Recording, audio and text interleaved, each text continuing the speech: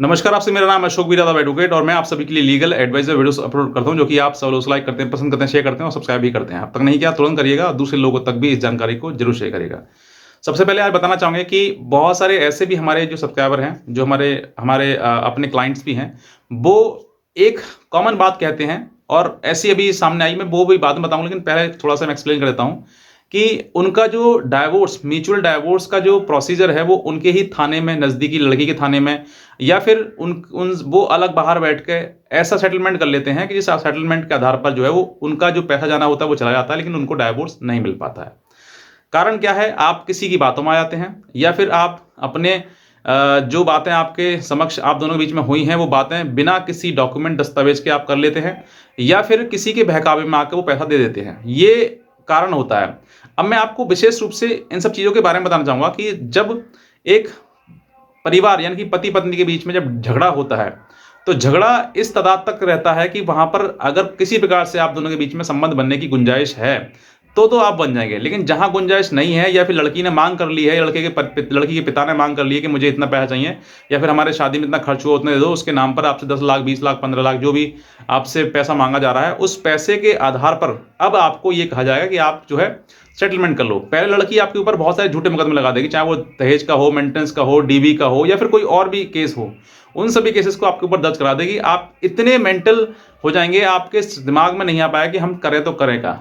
वही समय होता है जहां पर इंसान जो है वो इन सब चीज़ों से लड़ने के बावजूद भी उसके मन में ये आता है कि अब जीवन में कुछ बचा ही नहीं, तो अब जीवन को खत्म कर लेना चाहिए, मृत्यु को स्वीकार करना चाहिए। लेकिन यही समय होता है कि लड़की या फिर लड़की के पिताजी जो है उसके उस तरफ से ये आपको खबर पहुंचाई जाती है कि आप जो है समझौता कर लेते हैं, क्योंकि जितना आप परेशान हैं उसका कुछ परसेंट जो है लड़की भी परेशान होगी, उसके परिवार भी परेशान होगा।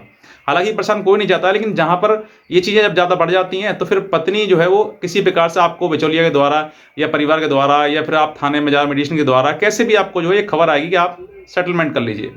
बेस्ट वे है जहां पर आप सेटलमेंट, आपकी खबर आपके पास खबर आएगी, आप सेटलमेंट करने के लिए सोचेंगे अरे चलो ठीक है कर लो, जैसे भी ये मैटर को निपटाओ। अब आपके पास क्या रास्ता होता है? या तो आप मीडिएशन में आपके पास हुआ है, आपके थाने मीडिएशन हुआ है, वहां पर आपने पैसा दे दिया, मैटर निपटा लिया। लेकिन आप ये सोचिए कि कुछ महिलाएं जो हैं वो यहाँ पर ये भी करती हैं कि मैटर बाहर निपटा लिया, सब पैसा ले लिया, उसके बावजूद भी आपके ऊपर मुकदमा कर देते हैं।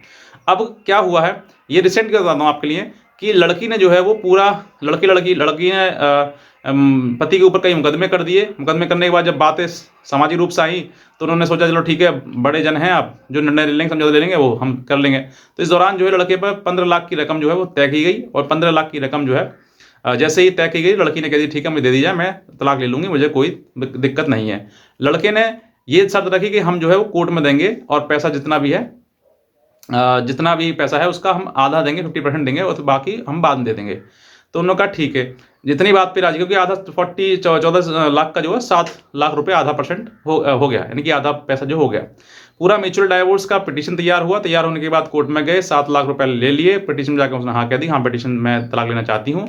अब जो है वो जैसे ही एक आज डेट पड़ती है, उसके बाद म्यूचुअल में 6 महीने के बाद एक डेट पड़ती है, जिस पर आपको फर्स्ट पूरा जो है पूरा तरीके से आपका जो म्यूचुअल डाइवोर्स का जो प्रोसीजर है वो 6 महीने के बाद कंप्लीट हो जाता है। तो 6 महीने की एक डेट पड़ती है। जैसे ही 6 महीने डेट हुई, उसे लगा कि लड़का जो है मेरे से फ्री हो गया, 7 लाख में मामला निपट गया, अब 14 लाख में मतलब पूरा निपट गया, 14 लाख 7 लाख दे देगा, ये तो बहुत कम हो गया। या फिर कुछ और उसके दिमाग में आए, लड़की जो है वो सेकंड मोशन पर आई ही नहीं। अब जो है लड़की वो मना कर रही है, अब कह रही है कि मुझे 50 लाख रुपए चाहिए, तब मैं जाकर डाइवोर्स दूंगी, नहीं तो नहीं दूंगी।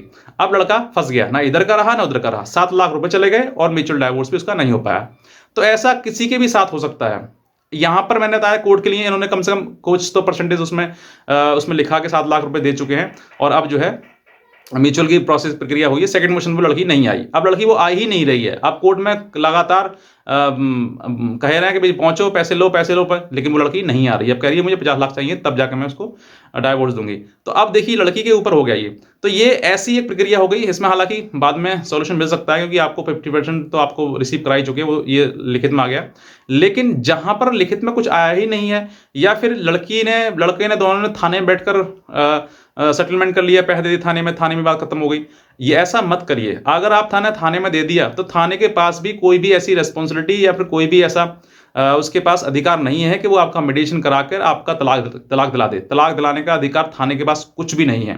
आप तलाक लोगे तो कोर्ट के द्वारा ही लोगे, कोर्ट में ही तलाक होगा, थाने में कोई तलाक नहीं होता है। वो जो आप तलाक ले लेते हो या फिर स्टाम्प पेपर लिखवा लेते हो, हम ऐसा करेंगे वैसा करेंगे, वो स्टाम्प वैलिड नहीं होता है। वो वैलिड तभी होगा जब आप उसको डाइवोर्स के पिटीशन के साथ में कोर्ट में पेश करेंगे, तभी, वरना नहीं होगा। तो आपको ये चीज़ समझनी है। तो ये अगर आप नहीं समझेंगे ना, तो ये बहुत ज़्यादा फ्रॉड हो जाएगा, आपके साथ दिक्कत हो जाएगी और आप भविष्य में जो है पछताएंगे कि अरे मैंने गलती कर दी फिर से, और आपका पैसा चला जाएगा। कुछ लोग ऐसे भी पति हैं जो कहते हैं सर पुलिस ने दबाव डाल दिया, प्रेशर डाल दिया, इस वजह से हम चले गए, हमने सामान भी दे दिया, अपना पैसा भी दे दिया। अरे भाई साहब, आपने पैसा दे दिया, सामान दे दिया, वो कंसिडर नहीं होगा, वो तो और ज़्यादा आपके ऊपर आफत आ गई।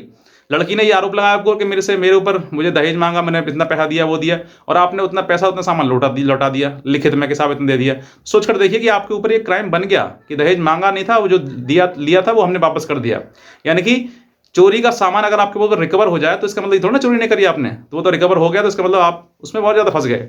तो ये सब चीज़ें आपको समझना है कि मुझे ऐसी चीज़ें नहीं करनी है। आपके थाने में बैठकर कोई भी कॉम्प्रोमाइज़ आपका, हालांकि ऐसे अगर होता है बिना लेन देन के, तो आप कॉम्प्रोमाइज़ कर लें और बोलें कि अब बाकी प्रोसीजर जो हम कोर्ट के द्वारा ख़त्म करेंगे। लेकिन अगर आपने थाने में सब कुछ कर दिया ना, तो फिर आपको दिक्कत आ जाएगी और आप हो सकता है आपके साथ फ्रॉड हो जाए। यही चीज़ें हैं जो अभी फ्रॉड हुआ। मैं आपको इसलिए वीडियो बनाया ताकि आप भी लोग समझ जाएं, क्योंकि बहुत सारे मेरे पास ऐसे फ़ोन कॉल्स आते हैं कि सर हमारा ऐसी चीज़ें हो रही हैं और हमने ऐसा कर लिया, अब परेशानी आ गई। तो आपको परेशानी ना आए इसलिए मैं सोचा कि आप भी ये समझिए कि इस तरीके से आपका सेटलमेंट जो होगा, वो सेटलमेंट किसी भी काम का नहीं होगा, बेकार होगा, और आपको लड़की दोबारा से आपके ऊपर दहेज का, मेंटेनेंस का, ये वो दुनिया भर के मुकदमे आपके ऊपर लगा देगी।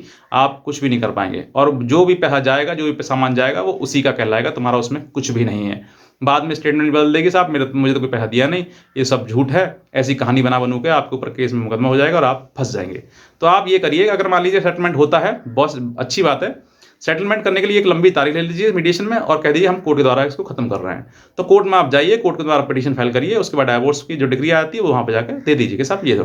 कोर्ट भी मना नहीं करेगा आपके लिए, और थाने भी आपको ये नहीं कहेगा कि आप जल्दी करिए, आपको टाइम मिलेगा वहाँ पर भी और वहाँ पर भी, दोनों को चीज़ें। लेकिन सीधे पूरा काम थाने में कंप्लीट कर लें ना, बाद में जो जिसने आपका जो कराया कॉम्प्रोमाइज़, ना वो कभी हमेशा के लिए उस थाने में रहेगा, और ना ही आप दोनों, क्योंकि आपका जैसे सेटलमेंट हो गया या फिर डिस्प्यूट हो गया तो दोनों अपने अपने घर। तो ये चीज़ आप समझिए कि मुझे क्या करना है क्या नहीं करना है। इस तरीके के फ्रॉड से आप बचिए, क्योंकि तलाक, डाइवोर्स, म्यूचुअल डाइवोर्स के चक्कर में जो है वो लोग फंस जाते हैं, और फंसने के बाद जो है बहुत ज़्यादा दिक्कतों का सामना करना पड़ता है, पैसा भी चला जाता है, धन भी, और संपत्ति भी चली जाती है। बाद में रह के वही के वही रह जाते हैं, कोई भी आपके जो रिश्ता है वो नहीं टूट पाता है या फिर नहीं बन पाता है, तो दिक्कतें आती हैं। तो बस मैं इतना चाहूँगा कि अगर कोई भी और हमसे लीगल एडवाइस हमारे चाहते हैं तो आप हमारे दिए हुए नंबर पर हमें संपर्क कर सकते हैं, हमारे लीगल एडवाइस ले सकते हैं। आपका आज का वीडियो देखने के लिए आपसे बहुत धन्यवाद।